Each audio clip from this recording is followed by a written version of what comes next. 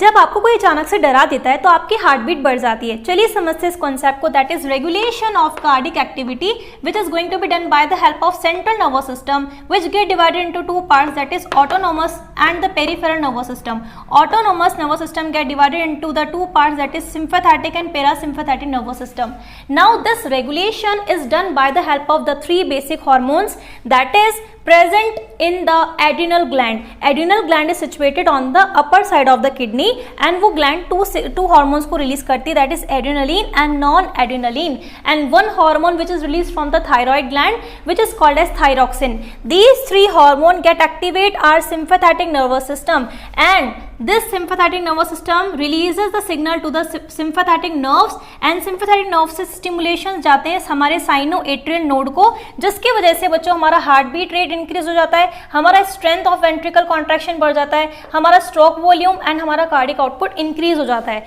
वहीं अगर इस चीज को हमें सप्रेस करना या नॉर्मलाइज करना है तो we have a parasympathetic nervous system जो कि चीजों को वापस से नॉर्मलाइज करने का ट्राई करता है, that is this going to be activate by the help of acetylcholine, a hormone जो कि हमारी वैगस नर्व पर जाता है। Vagus nerve is a largest cranial nerve, तो वैगस नर्व से जो कि हमारे मेडुला ऑब्लोंगेटा में प्रेजेंट होती है, वैगस नर्व से सिग्नल गए कार्डिक ब्रांच को, कार्डिक ब्रांच से सिग्नल गए साइनोएट्रियल नोड को, एंड जो भी चीजें इंक्रीज हुई थी that is decrease in the heart beat rate, speed of conduction of ventricles decrease हो जाएगा, stroke volume also get decreases and the cardiac output is also get decrease.